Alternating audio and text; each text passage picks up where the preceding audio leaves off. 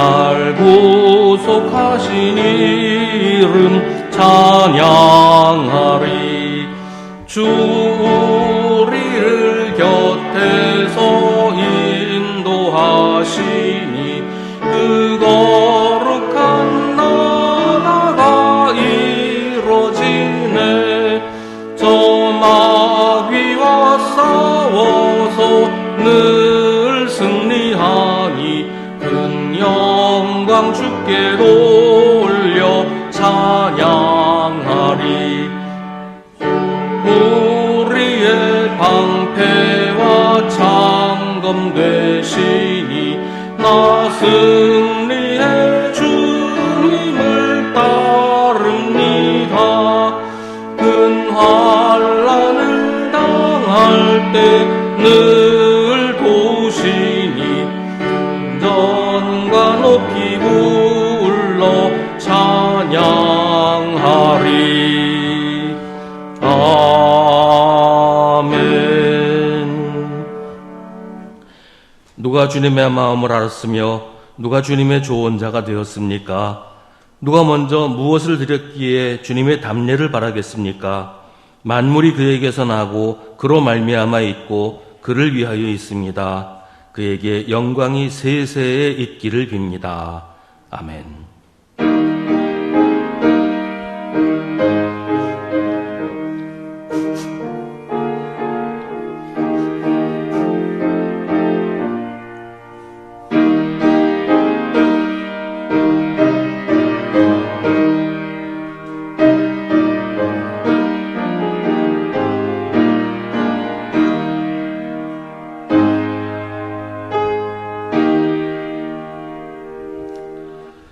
공의로우신 하나님, 저희들의 어리석음을 용서하여 주옵소서. 사람이 보지 못하니 하나님도 모르실 거라고 생각하고 많은 잘못과 죄를 저질렀습니다. 하지 말아야 할 일을 하고 해야만 하는 일을 하지 않았습니다. 사람들 보라고 거룩한 척하고 정직한 척하면서 사람들이 모르는 곳에서는 거짓되고 잘못된 일을 많이 했습니다. 사람들 앞에서는 예수 믿는 사람이 아닌 척할 때도 있었습니다. 주일에 교회에 나와서는 회개하지만 다시 세상에 가면 그대로인 저희들의 모습입니다. 주님, 우리의 거짓됨을 불쌍히 여겨주시고 우리가 저지른 모든 죄악에서 우리를 건져주옵소서. 이제 계속해서 우리 각자의 죄를 주님께 고백하고 회개하는 기도를 드립니다.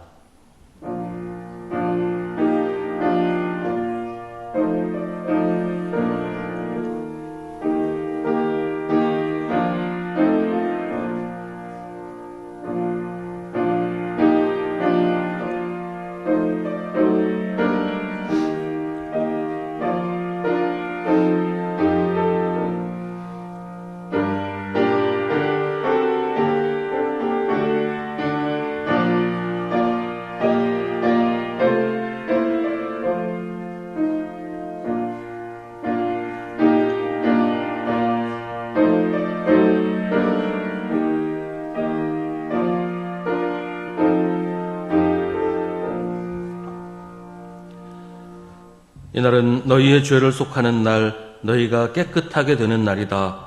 너희가 지은 온갖 죄가 주 앞에서 씻기는 날이다. 아멘. 사도신경으로 우리의 신앙을 고백하겠습니다. 나는 전능하신 아버지 하나님, 천지의 창조주를 믿습니다. 나는 그의 유일하신 아들 우리 주 예수 그리스도를 믿습니다. 그는 성령으로 잉태되어 동정녀 마리아에게서 나시고 본디오 빌라도에게 고난을 받아 십자가에 못 박혀 죽으시고 장사된 지 사흘 만에 죽은 자 가운데서 다시 살아나셨으며 하늘에 오르시어 전능하신 아버지 하나님 우편에 앉아 계시다가 거기로부터 살아있는 자와 죽은 자를 심판하러 오십니다. 나는 성령을 믿으며 거룩한 공교회와 성도의 교제와 죄를 용서받는 것과 몸의 부활과 영생을 믿습니다. 아멘. 성시교독은 주보에 있는 시편 65편의 말씀입니다. 주님께서 택하시고 가까이 오게 하시어 주님의 뜰에 머물게 하신 그 사람은 복이 있는 사람입니다.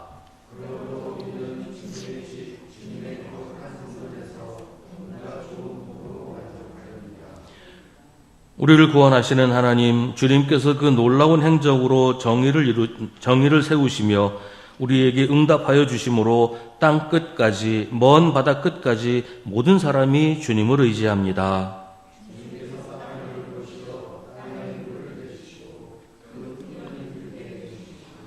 하나님께서 손수 놓으신 물길에 물을 가득 채우시고 오곡을 마련해 주시니 이것은 주님께서 이 땅에다가 그렇게 준비해 주신 것입니다.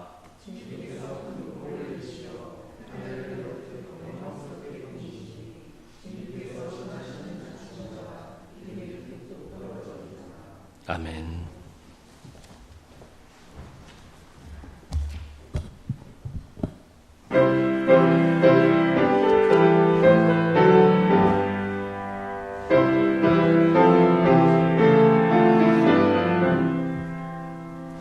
내 주는 강한 성이요 방패와 병기 되시니 큰 환난에서 우리를 구하여 내시리로다. 옛 원수 마귀는 이때도 힘을 써 모략과 권세로 무기를 삼으니 천하에 누가 당하랴. 내 힘만 의지할 때는 패할 수밖에 없도다. 힘 있는 장수 나와서 날 대신하여 싸우네. 이 장수 누군가? 주 예수 그리스도 만군의 주로다. 당할 자 누구랴? 반드시 이기리로다. 이 땅의 마귀들 끌어 우리를 삼키려 하나. 겁내지 말고 섰거라. 진리로 이기리로다. 친척과 재물과 명예와 생명을 다 빼앗긴데도 진리는 살아서 그 나라 영원하리라.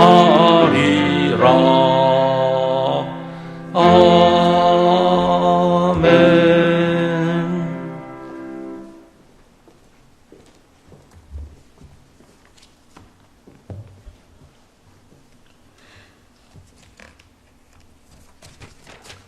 하나님 아버지, 은혜를 감사드립니다.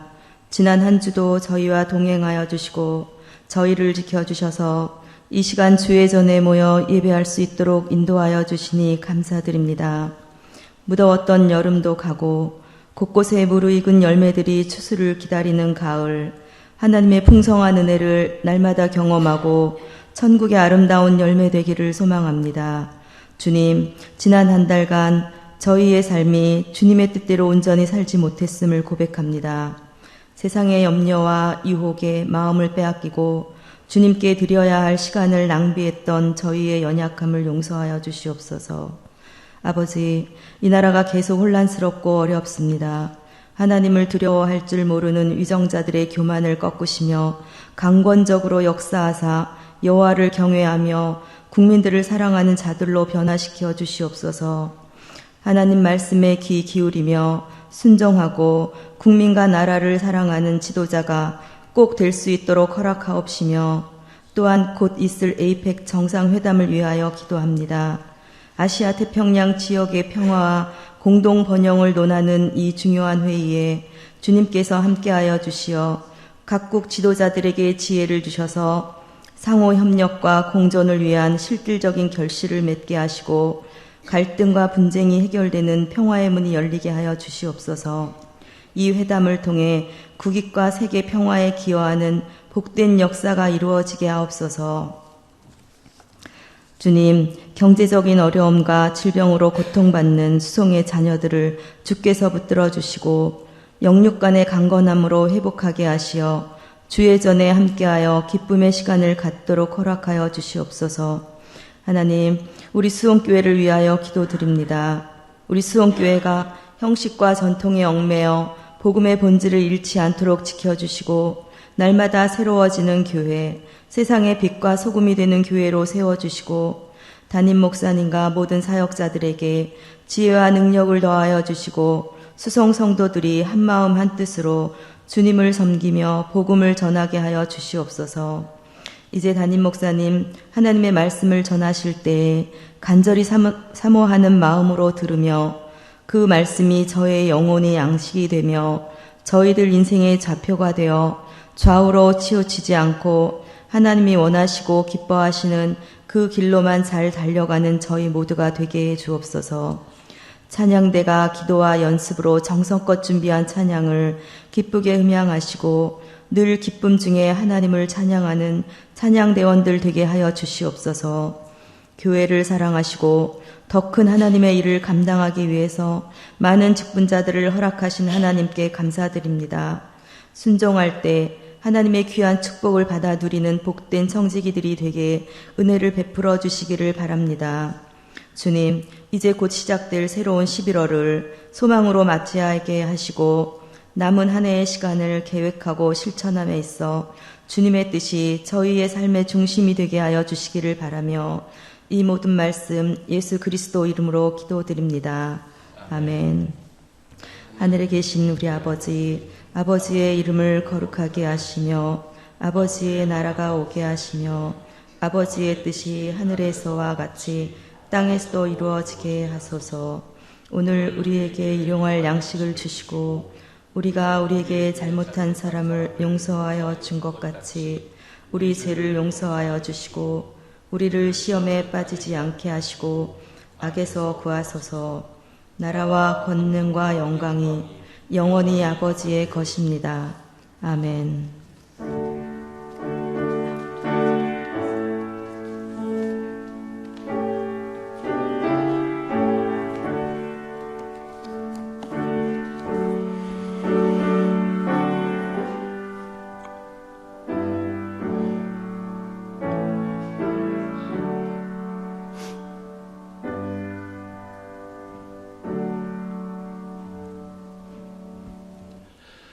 오늘 우리에게 주시는 하나님의 말씀은 신약성경 누가복음 18장 9절부터 14절입니다.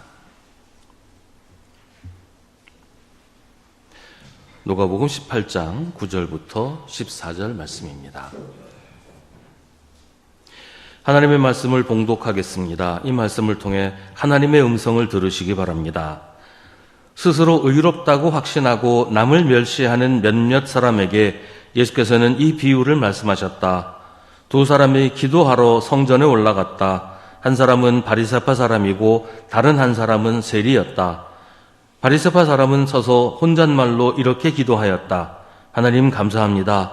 나는 남의 것을 빼앗는 자나 불의한 자나 간음하는 자와 같은 다른 사람들과 같지 않으며 더구나 이 세리와는 같지 않습니다. 나는 1회에 2번씩 금식하고 내 모든 소득의 11조를 바칩니다. 그런데 세리는 멀찍이 서서 하늘을 우러러볼 엄두도 못 내고 가슴을 치며 아 하나님 이 죄인에게 자비를 베풀어 주십시오 하고 말하였다. 내가 너희에게 말한다. 의롭다는 인정을 받고서 자기 집으로 내려간 사람은 저 바리새파 사람이 아니라 이 세리다. 누구든지 자기를 높이는 사람은 낮아지고 자기를 낮추는 사람은 높아질 것이다. 아멘. 이것은 하나님의 말씀입니다.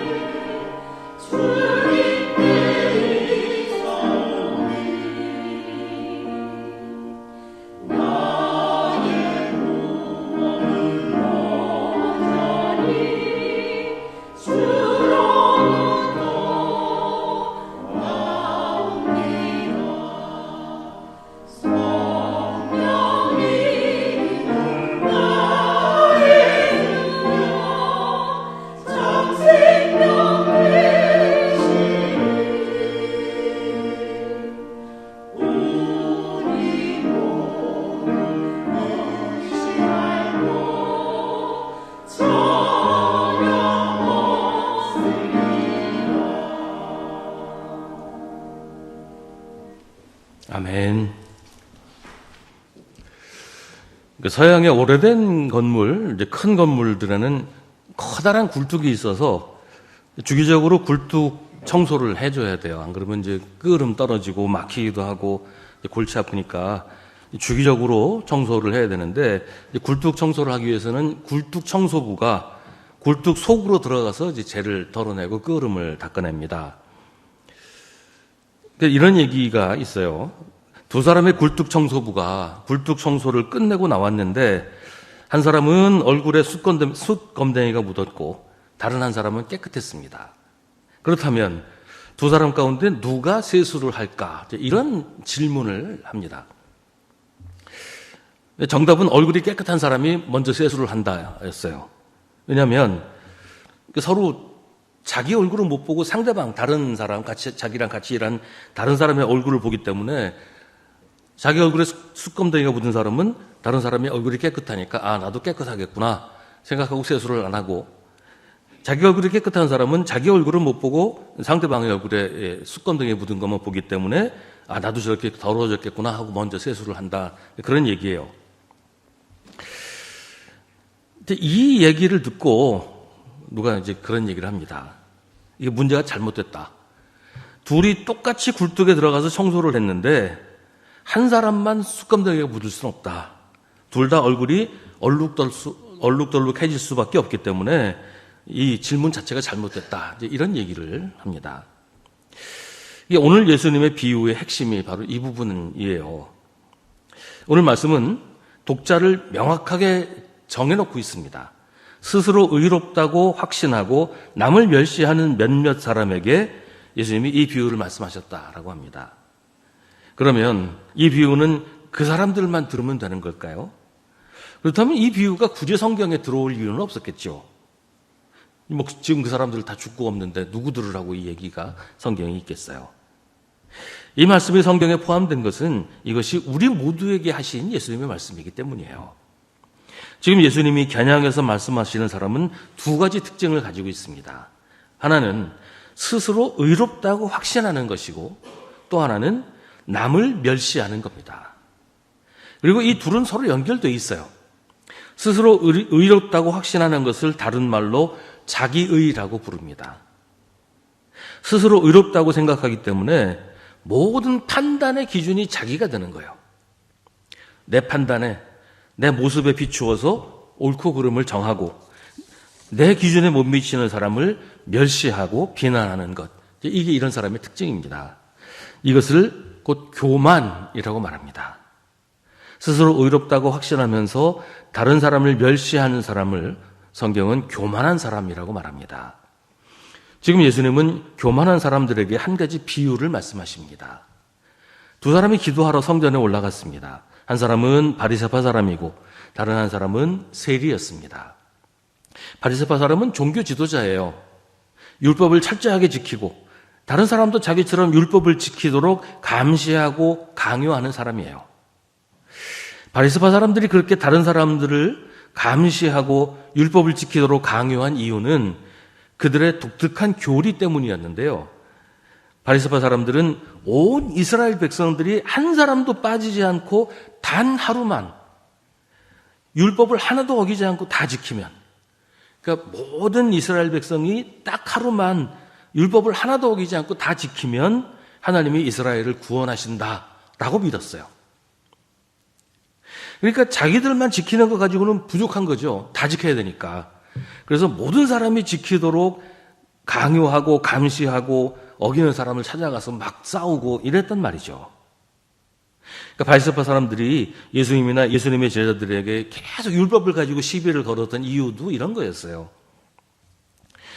바리새파 사람에 비해서 세리는 유대 사회에서 죄인의 대명사였습니다.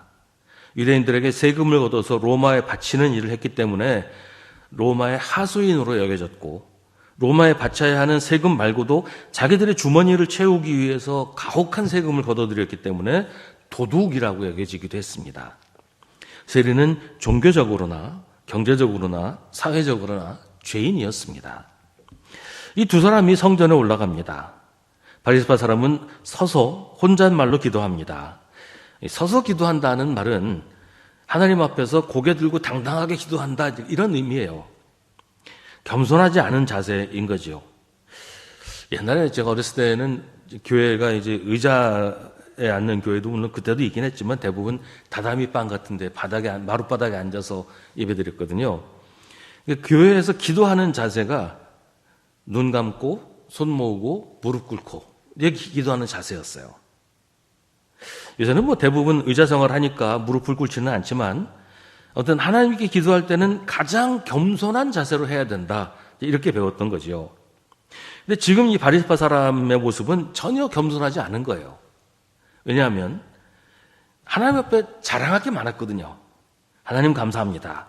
나는 남의 것을 빼앗는 자나 불의한 자나 가늠하는 자와 같은 다른 사람들과 같지 않으며 더구나 이 세리와는 같지 않습니다. 나는 1회에 2번씩 금식하고 내 모든 소득의 11조를 바칩니다. 1회는 이제 7일 한 주간을 말하는 거죠. 한 주에 2번씩 금식한다. 이 사람은 예수님이 겨냥하여 말씀하시는 사람의 모습을 그대로 가지고 있습니다. 스스로 의롭다고 확신하고 남을 멸시하는. 이 사람은 자기가 얼마나 의로운지, 종교적으로 얼마나 거룩한지를 하나님 앞에서 강조하면서 동시에 남을 멸시합니다. 자기가 하지 않는 일을 하는 사람들과 자기를 비교해서 난 이렇게 잘합니다. 자기 옆에서 기도하는 세리와 비교하면서 그들을 멸시하는 겁니다. 이 사람이 지금 얘기하는 그 자기가 했던 일, 그게 잘못된 건 아니에요. 남의 것을 빼앗지 않고 불의를 행하지 않고 간음하지 않고 금식하고 11조를 바치고, 이건 뭐 율법에서 하라고 정해진 그런 일들이니까 분명히 잘한 겁니다. 근데 문제는 이 사람이 자기가 한 일을 다른 사람과 비교하면서 자기를 높이고 다른 사람들을 멸시했다는 것이 문제인 거예요. 이 사람은 하나님 앞에서 자기 의를 내세우면서 교만한 자세를 보입니다. 다른 사람과 같지 않다는 것을 자랑하면서 자기를 높입니다. 아까 굴뚝 청소부 이야기를 했는데요. 이 사람은 굴뚝에 들어가서 청소를 하면 두 사람 다 얼굴에 숯검댕이가 묻는다는 것을 인정하지 않고 있어요.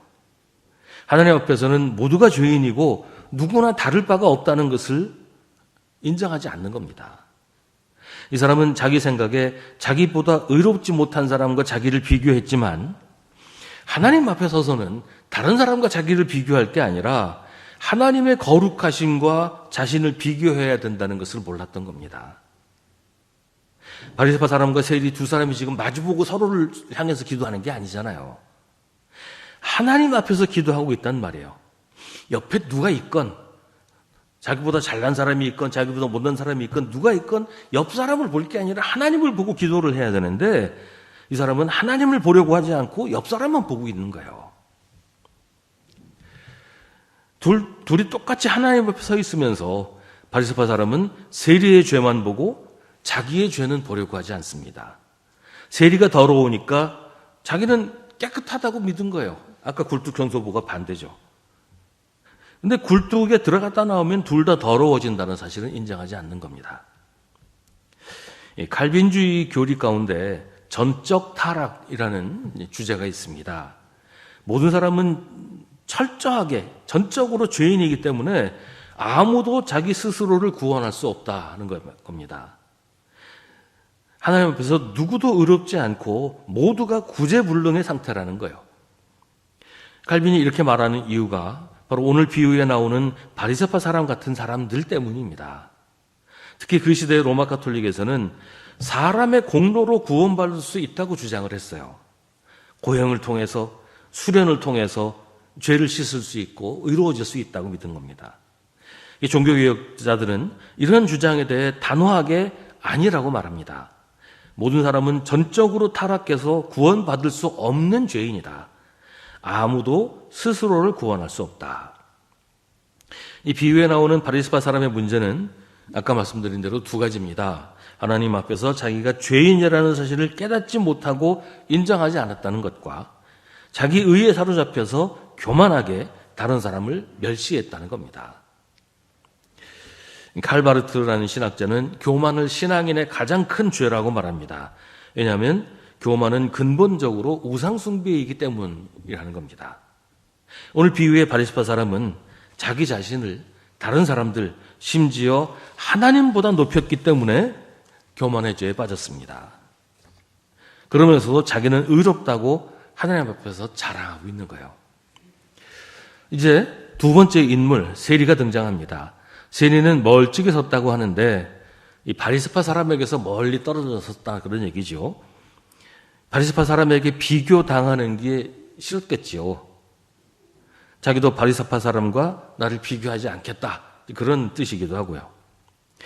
세리야 비교할 생각도 하지 않았겠지만 아무튼 바리새파 사람이 자꾸 자기를 쳐다보니까 멀리 떨어져 있었을 겁니다.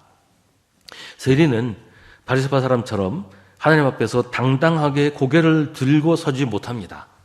그는 하늘을 우러러볼 엄두도 못 내고 가슴을 치면서 하나님 이 죄인에게 자비를 베풀어 주십시오 라고 말합니다. 세리는 무엇보다 하나님 앞에서 겸손했습니다. 하나님 앞에 자신을 내세울 수 없다는 것을 인정합니다. 왜냐하면 자기가 죄인이라는 사실을 깨닫고 인정하기 때문입니다. 세리는 하나님과 다른 사람 앞에서 자기를 낮추고 부끄러워합니다. 그는 진정으로 자기가 죄인이고 자기가 잘못했다는 것을 인정합니다. 가슴을 치며 한탄하면서 자기를 가장 낮은 자리로 내려놓습니다. 그는 자기가 내세울 것이 아무것도 없다고 고백하면서 오직 하나님의 자비만이 필요하다고 간구합니다. 세리는 하나님의 심판을 인정하고 오직 하나님의 자비에 자신을 맡깁니다. 그렇다고 해서 이게 세리의 자기 비하나 자기 혐오는 아니에요. 세리가 성전에 올라가서 하나님께 기도하는 것은 하나님이 자기를 용서하시고 자비를 베푸실 것이라는 기대 때문입니다. 이 사람은 하나님께서 자비로우시고 사랑하신다는 것을 알기 때문에 오히려 죄로부터 해방되는 경험을 할 것이라는 소망과 기대를 가지고 있습니다. 내 힘으로는 아무것도 할 수 없지만 그렇기 때문에 하나님이 주시는 해방과 자유를 누릴 수 있다는 겁니다. 자신의 죄와 무력함을 인정하고 하나님께 자비를 구하는 사람은 하나님의 자비를 얻게 될 것입니다. 예수님은 비유의 마무리로 이렇게 선포하십니다.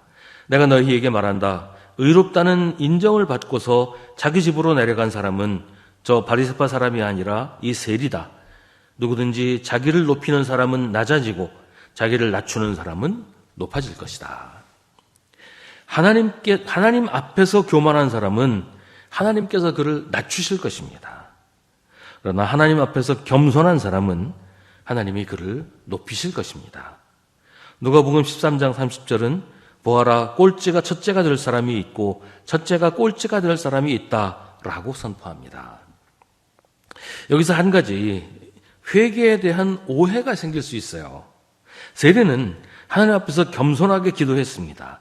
그런데 그러고 나서 집으로 가서 다시 똑같은 죄를 되풀이한다면 그 회개가 진정한 것인가? 그런 회개도 하나님이 받아주실까 하는 의문이 생길 수밖에 없죠. 그냥 말로만 하는 회개, 눈물로 대신하는 회개, 이걸로 충분한가? 어쩌면 그래서 누가복음은 그 바로 뒤 19장에서 세리 삭개오의 이야기를 해줍니다. 예수님의 비유에 나오는 세리는 비유의 등장인물이지만 삭개오는 실제로 세리였던 사람이에요.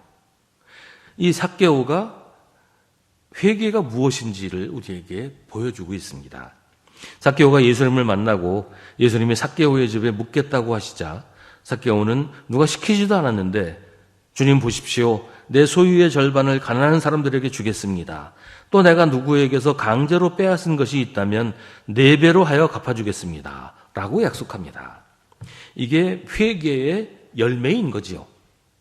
회개는 열매를 맺어야 하고 진정한 회개는 열매를 맺습니다. 오늘 예수님의 비유에는 두 사람이 등장합니다. 바리새파 사람과 세리입니다.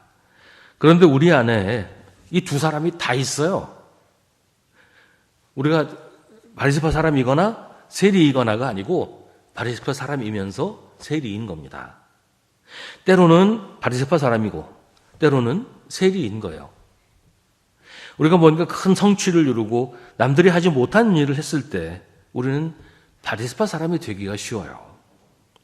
사람들한테 자랑하고 싶어하고 인정받고 싶어하고 칭찬받기를 원하게 됩니다. 나처럼 하지 못한 사람들을 깔보고 교만하게 돼요. 그런데 이런 마음이 하나님 앞에서도 꺾이질 않아요. 하나님이 하셨다고 말은 하는데 마음에는 하나님 내가 이렇게 했습니다. 내가 잘났습니다. 내가 훌륭합니다. 하나님이 도와주시지 않아도 난 얼마든지 할 수 있는 사람입니다. 이런단 말이죠. 내가 다 했는데 나의 공을 하나님께 돌릴 수가 없어요. 하나님도 나 없이는 못하셨죠? 하나님 앞에서 자랑하는 거예요. 사람들이 인정해 주지 않으면 섭섭하고 화가 나죠. 사람에게 보상을 받지 못하면 하나님을 원망합니다. 어떤 목사님이 교회에서 목회를 잘해서 교회가 크게 성장하고 교회가 아주 크게 부흥을 했을 때 목사가 빠지기 쉬운 함정이 바로 이런 거예요. 이게 내 공로다. 내가 잘해서 내가 훌륭해서 이렇게 됐다 하면서 그 공로를 자기가 다 차지하려고 해요. 교회에서 주인 행세하고 교회에서 자기가 예수님처럼 행세를 하고 교회를 아들한테 물려주고 그렇게 하는 거죠. 바리새파 사람이 딱 이런 사람인 거예요. 예수님이 받으셔야 할 영광을 자기가 차지하고 예수님이 받으셔야 할 대접을 자기가 받고 자기가 예수님 대신 교회의 주인이 되는 겁니다. C.S. 루이스라는 영국의 기독교 작가가 신앙의 함정 8가지라는 이야기를 한 적이 있어요. 첫째, 신앙생활을 한다는 이유로 자신이 선한 사람이라고 생각한다. 둘째, 신앙이 깊어질수록 주변 사람들에게 무의식적으로 우월감을 느낀다. 셋째, 자신의 잘못을 인정하지 않고 항상 타인의 탓으로 돌린다. 넷째, 교만한 사람을 보면 화가 나고 자신은 겸손하다고 여긴다. 다섯째, 다른 사람의 부족함을 쉽게 판단하며 자신이 더 낫다고 생각한다. 여섯째, 부족한 사람을 쉽게 정죄하며 그들을 돌보려 하지 않는다. 일곱째, 외적인 신앙 표현에 집중하며 내면의 깊이를 간과한다. 여덟째, 작은 성취에도 스스로 대단하다고 여기며 교만해진다. 이게 오늘 비유에 나오는 바리새파 사람들의 전형적인 특징인데요. 여러분 마음에 찔리는 부분이 없습니까? 나도 그런데 하는 그런 대목이 없습니까? 그런가 하면 때로는 우리가 뭐 큰 실패를 하고 뭐 좌절하는 그런 상황이 있을 수 있죠. 내 잘못으로 교회에 어려움이 생겼다든지 뭐 이런 경우에 우리는 의기소침하게 되고 낙심하게 돼요. 다 나 때문이고 내가 다 책임져야 될 것 같고 나 이렇게 못났고 나 이렇게 부족하고 나 이렇게 엉망인가 그런 생각을 하게 된단 말이죠. 그래서 나는 쓸모없는 사람이야 이런 생각도 들어요. 세상살이가 내 마음 같지 않을 때 바보같이 속고 살아서 속상할 때 나는 왜 이 모양일까 자책하고 괴로워할 때가 있습니다. 그럴 때 우리는 세리가 돼요. 그런데 나 자신을 세리와 같다고 느낄 때 우리는 하나님 앞에 나아가 간구해야 합니다. 나는 이 모양입니다. 이것밖에 안 됩니다. 그러나 하나님은 전능하시고 자비로우신 나의 주님이십니다. 하나님 나를 불쌍히 여겨 주옵소서. 그런 사람은 하나님의 인정을 받게 됩니다. 의롭다는 인정을 받고 집으로 돌아간 사람은 세리입니다. 우리는 바리새파 사람이고 동시에 세리입니다. 우리 안에 두 모습이 다 있습니다. 그래서 우리는 하나님을 의지해야 합니다. 우리는 하나님의 긍휼과 자비에 의지하지 않을 수 없습니다. 하나님이 우리를 불쌍히 여기지 않으시면 우리는 살 도리가 없습니다. 그러니 교만하지 않도록 하나님 앞에서 자기를 낮춰야 합니다. 하나님이 구원하시지 않으면 우리는 아무것도 아니라는 사실을 기억해야 합니다. 혹시 자신이 초라하고 부끄러워도 낙심하고 자책할 것이 아니라 우리를 구원하시는 하나님의 자비에 의지해서 다시 힘을 내야 합니다. 잘못은 누구라도 언제든지 할 수 있습니다. 베드로처럼 그렇게 큰 잘못을 범했더라도 주님께로 다시 돌아와서 겸손하게 무릎 꿇고 간구하는 사람을 하나님은 긍휼히 여기시고 자비를 베풀어 주십니다. 예수님이 그 일을 두고 단 한 번도 베드로에게 말씀하신 적이 없잖아요. 실패도 실수도 사람들이 늘 하는 일입니다. 우리도 늘 언제든지 할 수 있는 일이잖아요. 그래서 우리는 언제나 하나님의 긍휼하심과 자비로 살아야 하는 겁니다. 하나님께 의지하지 않는 것도 교만이에요. 오늘 예수님의 비유는 어떤 사람을 비난하기 위해서 하시는 말씀이 아니라 우리에게 하시는 말씀입니다. 교만해지기 쉽고 그러면서도 상처받고 낙심하기 쉬운 우리에게 우리는 언제나 하나님의 사랑으로 산다는 사실을 기억하라고 하십니다. 아무리 잘났어도 아무리 부족해도 누구나 하나님의 자비가 필요하고 하나님의 사랑으로 삽니다. 우리가 잘난 것이 있으면 하나님의 은혜입니다. 그러니 감사하고 하나님께 의지해야 합니다. 우리가 못났다고 생각하면 더욱 하나님께 의지해야 합니다. 하나님이 우리를 사랑하시니 하나님의 능력으로 살아야 합니다. 하나님은 하나님 앞에서 겸손한 사람을 긍휼히 여기시고 겸손하게 하나님께 간구하는 사람에게 아낌없이 사랑과 은혜를 베풀어 주십니다. 우리는 믿음을 통해서 은혜로 구원을 얻었습니다. 이것은 우리에게서 난 것이 아니요 하나님의 선물입니다. 경건하지 못한 사람을 의롭다고 하시는 분을 믿는 사람은 비록 아무 공로가 없어도 그의 믿음이 의롭다고 인정을 받습니다. 잘났건 못났건 우리는 우리 힘으로 사는 것이 아니라 하나님의 자비로 사는 겁니다. 누구든지 자기를 높이는 사람은 낮아지고 자기를 낮추는 사람은 높아질 것입니다. 기도하겠습니다.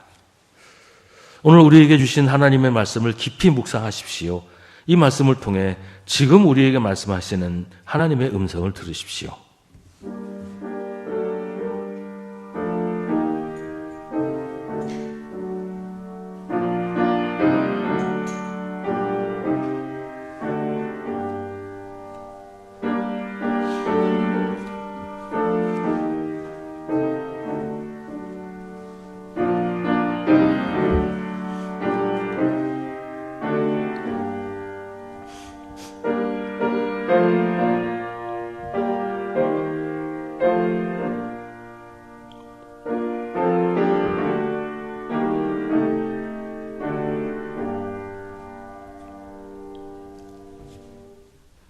하나님, 우리가 자주 사람에게 눈과 마음을 빼앗겨 하나님을 잊어버립니다.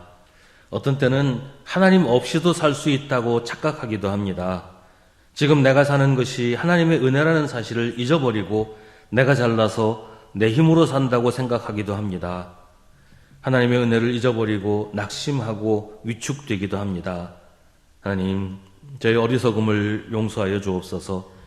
주님 앞에 설 수 없는 죄인이 주님의 놀라우신 은혜로 용서받고 하나님의 자녀가 되었다는 사실을 잊지 말게 하시고 그 믿음으로 살게 하여 주옵소서. 우리 삶으로 주님의 증인이 되게 하여 주옵소서. 예수님의 이름으로 기도합니다. 아멘.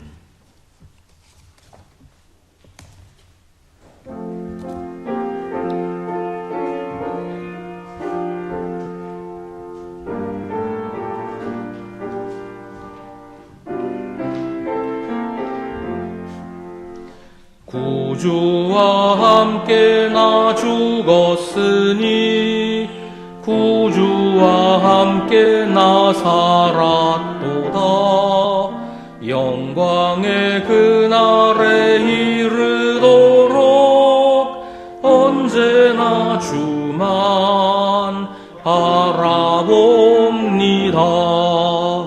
언제나 주는 날 사랑하사 언제나 새 생명 주시나니 영광의 그날에 이르도록 언제나 주만 바라봅니다.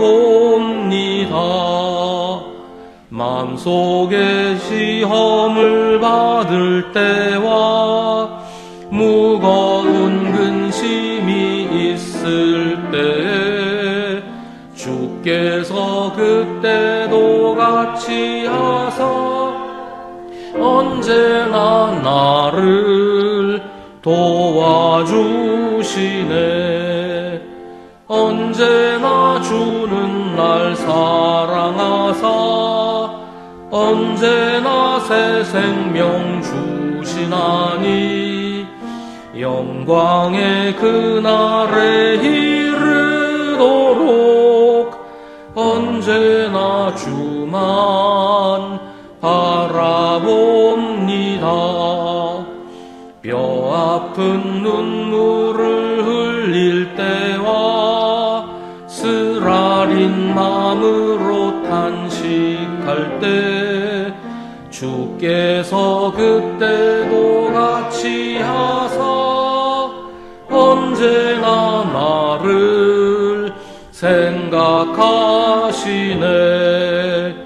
언제나 주는 날 사랑하사 언제나 새 생명 주시나니 영광의 그날에 이르도록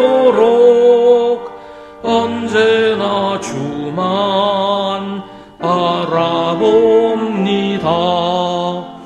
내 몸의 약함을 아시는 주 못 고칠 질병이 아주 없네.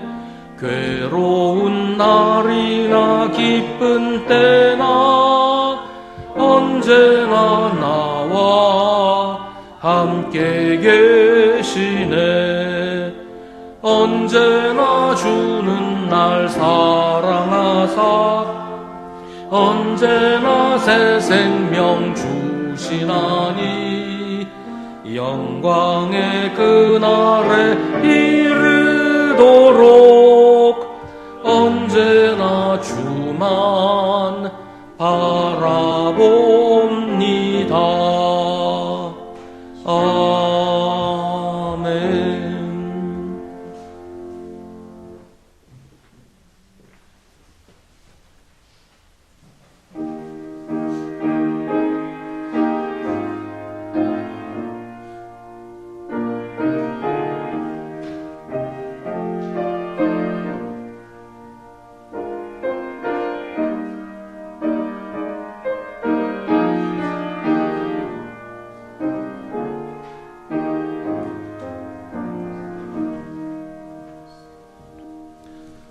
모두 자리에서 일어나시기 바랍니다.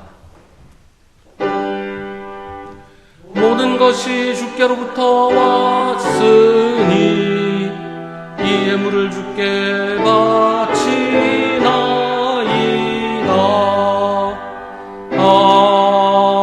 아멘. 주님, 종교개혁 주일을 맞이하여 주님 앞에서 예배드립니다. 낡은 것을 새롭게 하시고 묵은 것을 신선하게 하시는 주님의 은혜를 사모합니다. 우리의 심령이 성령으로 충만하게 하시고 우리 자신에게 개혁이 일어나는 신앙의 체험을 허락하여 주옵소서. 아닌 것은 망설임 없이 아니요라고 하고 옳은 것은 지체하지 않고 예라고 할 수 있는 믿음을 주셔서 위기에 처한 한국교회를 다시 굳건하게 세울 수 있는 은혜를 주옵소서. 오늘날에도 교회는 개혁되고 복음은 살아서 역사하는 일이 우리 가운데 우리로 말미암아 구체적으로 일어나게 하옵소서. 주님, 우리의 정성과 믿음을 예물에 담아 드리오니 받아주옵소서. 예물을 드릴 때 성령께서 우리의 마음을 어루만져 주시고 주님께서 손수 우리의 삶을 주관하시는 은총의 섭리가 있게 하시고 세상이 주지 못하고 빼앗아가지도 못하는 하늘의 기쁨을 누리게 하여 주옵소서.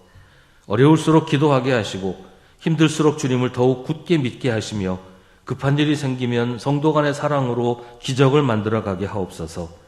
우리의 삶이 날마다 주님과 동행하게 하시며 주님의 은혜로 어려운 날들보다 행복한 날을 더 많이 만들어가게 하옵소서.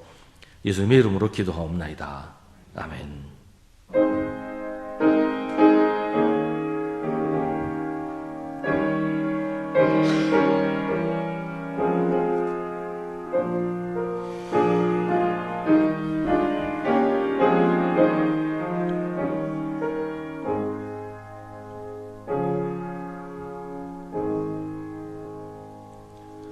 잠시 자리에 앉으시기 바랍니다. 우리 함께 예배드린 성도들과 인사 나누겠습니다. 주님의 이름으로 문안하시고 인사하십시다. 우리 매일 저녁 9시에 교회를 위해서 기도하실 때 이번 한 주간은 종교개혁의 정신을 지켜가는 교회가 되도록 교회를 위해서 기도해 주시기 바랍니다. 오늘은 종교개혁 주일입니다. 바른 교회와 바른 신앙을 회복하기 위해 끊임없이 갱신하고 개혁하는 교회가 되도록 기도하며 힘쓰시길 바랍니다. 11월 성경 읽기표가 나왔습니다. 1년 1독 성경 읽기에 모두 함께 참여하시기를 바랍니다. 2부 예배 후에 교구별 모임을 합니다. 1시 30분부터는 당회실에서 2026년을 위한 정책당회를 합니다. 수송 작은도서관 주관으로 AI 동화 만들기 특강을 합니다. 오늘 오후 1시 30분부터 카페에서 진행이 됩니다. 많이 관심 가지고 참여해 주시기를 바랍니다. 이번 주 수요기도회는 소망교구가 주관하는 구역연합 예배입니다. 우리 교구가 주관하지 않더라도 우리 한 달에 한 번 구역연합 예배만큼은 다 나와서 함께 교제하고 또 예배드리는 시간 만드시기를 바랍니다. 다음 주 오후 성경 공부 후에는 11월 정기재직회가 있습니다. 11월 9일 2부 예배 후에 장로 1분, 안수집사 3분, 권사 5분을 선출하는 공동의회를 합니다. 기도로 준비하셨다가 선거에 꼭 참여하시기 바랍니다. 11월 2일 주일 공동식사는 사랑교구에서 준비합니다. 11월 16일 주일 공동식사는 충성교구에서 준비합니다. 오늘 강단 장식은 정용기 장로님, 이수도 권사님, 정찬모 장로님 추모해서 봉헌을 하셨습니다. 감사드립니다. 이제 우리 함께 중보의 기도를 드리겠습니다. 오늘은 우리 종교개혁주의를 맞이해서 한국교회를 위해서 함께 기도하겠습니다. 한국교회가 전 세상적으로도 부끄러운 모습이 많고 또 여러 가지 어려움 가운데 있는 것 우리가 잘 압니다. 한국교회가 우리 종교개혁 전통을 다시 회복하고 다시 주님의 능력 안에서 부흥하는 교회가 될 수 있도록 잘못된 거 깨끗이 씻어버리고 하나님께서 사랑하시는 거룩한 교회가 될 수 있도록 한국교회를 위해서 함께 기도하겠습니다.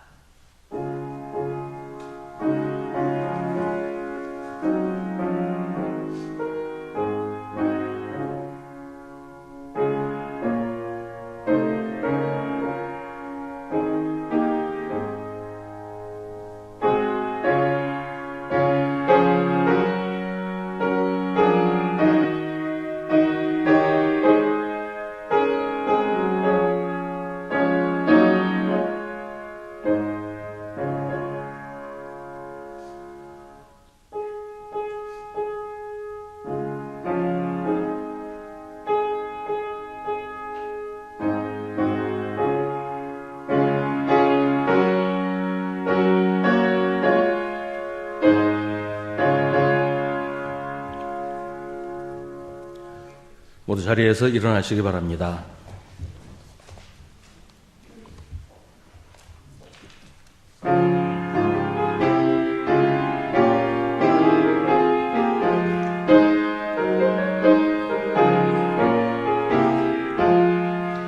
어느 민족 누구게나 결단할 때 있나니 참과 거짓 싸울 때에 어느 편에 설 건가 주가 주신 새 목표가 우리 앞에 보이니 빛과 어둠 사이에서 선택하며 살리라. 고상하고 아름답다 진리 편에 서는 일 진리 위해 억압받고 명예이익이라도 비겁한 자 물러서나 용감한 자 굳세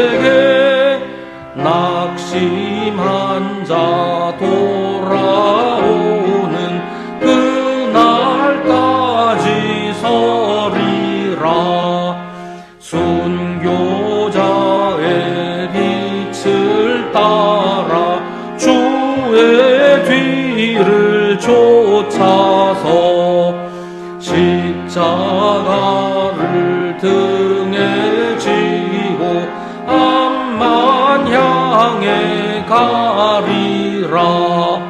새 시대는 새 사명을 우리에게 주나니 진리 따라 사는 자는 전지나 멸이 언제나 악이 비록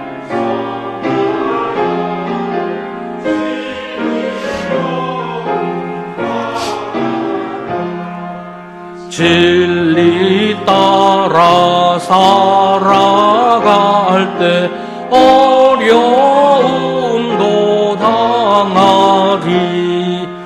우리 가는 그 앞길에 어두운 장막 덮쳐도 하나님이 함께 계셔 항상 지켜 주시리. 아멘. 우리 자신을 내세우지 말고 우리에게 임하신 하나님의 은혜를 증거하며 사십시오. 우리 구주 예수 그리스도의 은혜와 하나님 아버지의 사랑과 성령의 사귐이 주님 앞에 나와 주님께 예배드리는 사랑하는 주님의 자녀들에게 언제나 언제까지나 함께 하시기를 간절히 축원하옵나이다. 아멘.